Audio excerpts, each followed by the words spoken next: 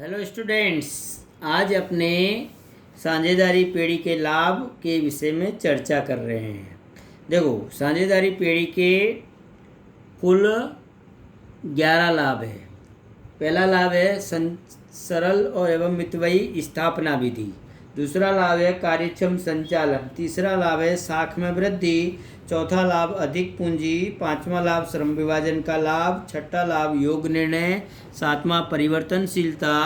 आठवां अल्पसंख्यक के हितों का रक्षण। नौवां ग्राहकों के साथ सीधा संपर्क। और 10वां आर्थिक सत्ता का विकेंद्रीकरण तथा 11वां आयकर का बोझ। अब एक एक करके अपने साझेदारी पेड़ी के लाभों को समझेंगे। परंतु कल मैंने आपको बताया था कि साझेदारी पेड़ी किससे कहते हैं और उसके लक्षण और साझेदारों के प्रकारों की अपने ने चर्चा की थी। आज अपने लाभानी की चर्चा कर रहे हैं।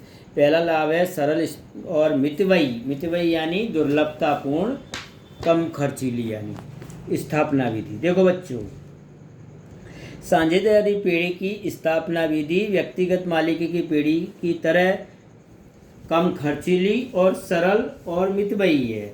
स्थापना विधि के समय कोई भी विशेष कानूनी विधियों का पालन नहीं करना पड़ता। कोई भी विशेष प्रकार की कानूनी विधियों में से गुजरना नहीं पड़ता। कानून के अनुसार साझेदारी पेड़ी का रजिस्ट्रेशन करवाना अनिवार्य है, परंतु हितावह ऐसा अनिवार्य नहीं, परंतु हितावह ऐसा माना जाता है।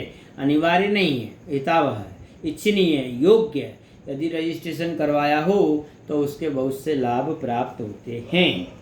दूसरा लक्षण है कार्यक्षम संचालन। देखो, व्यक्तिगत मालिकी की पेड़ी की तुलना में साझेदारी पेड़ी में एक से अधिक संचालन करने वाले साझेदार होते हैं। उनका विशिष्ट ज्ञान, बुद्धि, योग्यता और अनुभव का लाभ पेड़ी को प्राप्त होता है, जबकि व्यक्तिगत मालिकी की पेड़ी में एक ही मालिक होता है। धंधे का संचालन साझेदारों के हाथ में होने के कारण वे संचालन में विशेष रुचि और होशियारी, सावधानी रखेंगे। साझेदारों को कर्मचारियों पर प्रत्यक्ष नियंत्रण होने से पेड़ी के कार्यक्षम संचालन करते हैं, अर्थात कि कार्यक्षम संचालन का लाभ दिखाई देता है। तीसरा लक्षण है साख में वृद्धि।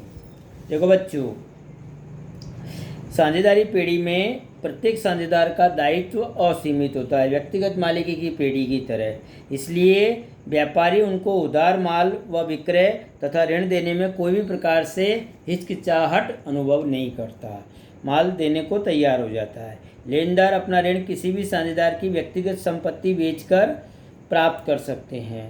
इसलिए व्यक्तिगत पेड़ी की तुलना में साझेदारी पेड़ी की साख अधिक दिखाई देती है। चौथा लक्षण है अधिक पूंजी।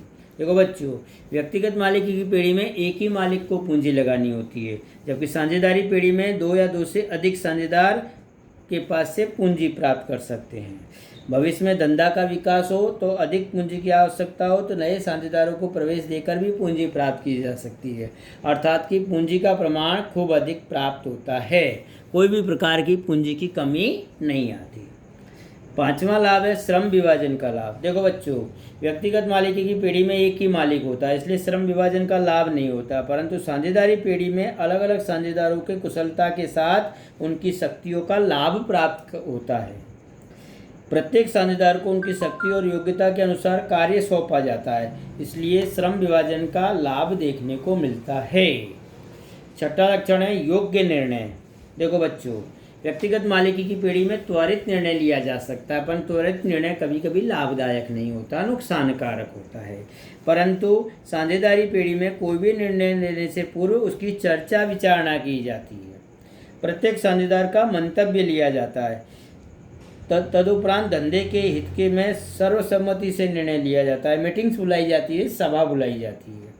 निर्णय प्रक्रिया में सभी साझेदारों का ज्ञान और अनुभव का लाभ प्राप्त होने से कोई भी त्रुटि वाला निर्णय की संभावना नहीं होती, अर्थात कि योग्य निर्णय दिखाई देता है।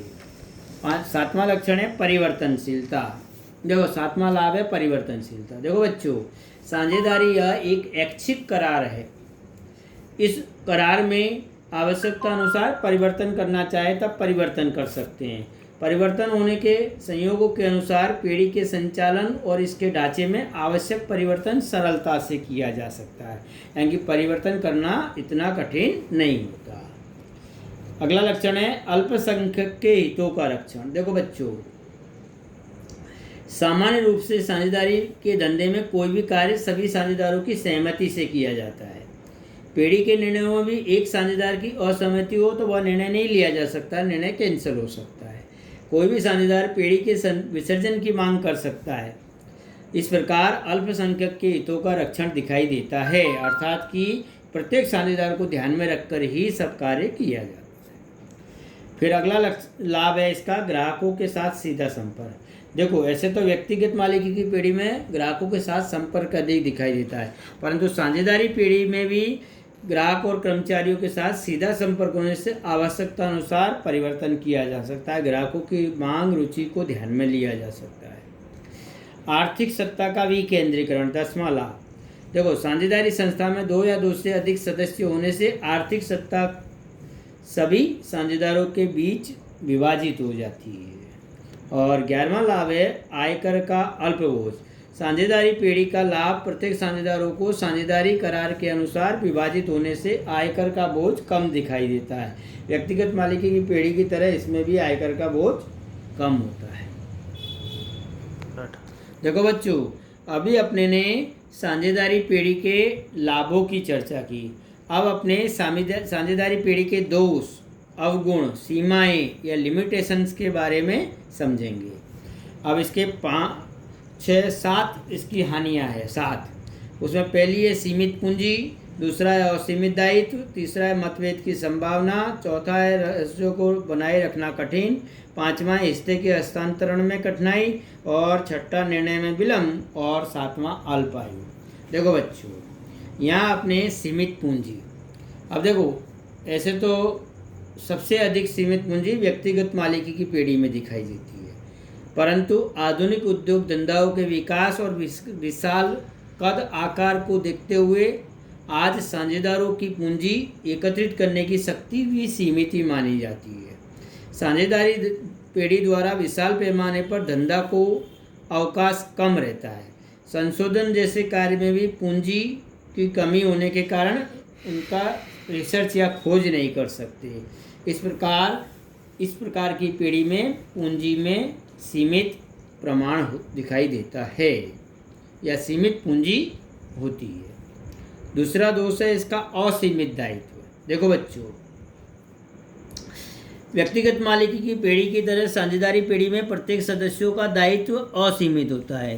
किसी एक के द्वारा पेड़ी की ओर से किए गए कार्य के लिए सभी साझेदार जिम्मेदार माने जाते हैं।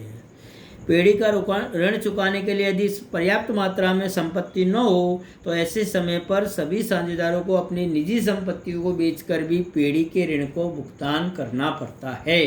इस प्रकार असीमित दायित्व के कारण निजी संपत्तियां बेची जाती है और बेचनी पड़ती है। इस प्रकार ये दोष दिखाई देता है। तीसरा है मतभेद की संभावना। देखो बच्चों, मतभेद और कलह संभावना होती है साझेदारी पेड़ी में। साझेदारों में जब तक एकता और मधुर मिलन या मधुर प्रेम हो, सुमेल हो, तब तक संचालन सुव्यवस्थित रूप से चलता है। साझेदारों के बीच कलह और फूट हो तो मतभेद की संभावनाएं पैदा होती है, मतभेद का प्रमाण अधिक हो जाता है। यह एक दोष माना जाता है। चौथा दोष है रहस्यों को बनाए रखना कठिन। देखो बच्चों, अपने ने व्यक्तिगत मालिकी की पेड़ी में रहस्यों की गोपनीयता का लाभ देखा था, परंतु इसमें थोड़ा दोष दिखाई देता है कि साझेदारी में कोई भी महत्वपूर्ण धंधा के निर्णय सभी साझेदारों के बीच चर्चा विचारणा के बिना नहीं लिए जा सकते। इसलिए साझेदारों के साथ चर्चा विचारणा के कारण धंधा के रहस्यों को गुप्त रखना कठिन बन जाता है। इसलिए गोपनीयता के रक्षण का अभाव दिखाई देता है। और 5वां लक्षण इसकी हानि है हिस्से के हस्तांतरण में कठिनाई। देखो बच्चों, साझेदारी पेड़ी में साझेदार अपने भाग को दूसरे व्यक्ति को सरलता से हस्तांतरण नहीं कर सकते, यानी परिवर्तन नहीं कर सकते। हस्तांतरण करना हो तो सभी साझेदारों की सहमति आवश्यक होती है। यदि कोई साझेदार हस्तांतरण कर भी दे तो अन्य साझेदार उसका विरोध उठाकर साझेदारी पेड़ी का विसर्जन कर सकते हैं। इसलिए इससे के हस्तांतरण में कठिनाई या समस्या दिखाई देती है। छठा लक्षण है निर्णय में विलंब। देखो बच्चों, व्यक्तिगत मालिकी की पेड़ी में त्वरित निर्णय लिया जा सकता है, परंतु साझेदारी पेड़ी में नियम के अनुसार प्रत्येक साझेदार को पेड़ी के संचालन में भाग लेने का अधिकार होता है। साझेदार में आंतरिक कलह के कारण निर्णय में विलंब दिखाई देता है, जिससे संचालन की दुर्दशा होती है। आंतरिक वैमनस्य के कारण कई बार साझेदारी में असमय विसर्जन हो जाता है, अर्थात साझेदारी पेड़ी का विसर्जन हो जाता है। इस प्रकार निर्णय में विलंब दिखाई देता है। और 8वां दोष है इसका अल्पायु। देखो, ऐसे तो व्यक्तिगत मालिकी की पेड़ी में भी अल्पायु देखने को मिलती है, उसी प्रकार किसी भी साझेदार के दिवालिया होने पर, पागल होने पर या उसकी मृत्यु होने पर कानूनी रूप से साझेदारी पेड़ी का अंत आ सकता है। इस प्रकार इस साझेदारी पेड़ी में भी अल्पायु दिखाई देती है।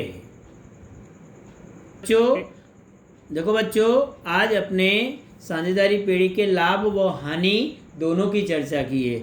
इन प्रश्नों को आपको आपकी नोट में लिखना है। साझेदारी पेड़ी के लाभ बताइए और दोष बताइए, दोनों को अपनी नोट्स में तैयार करना है।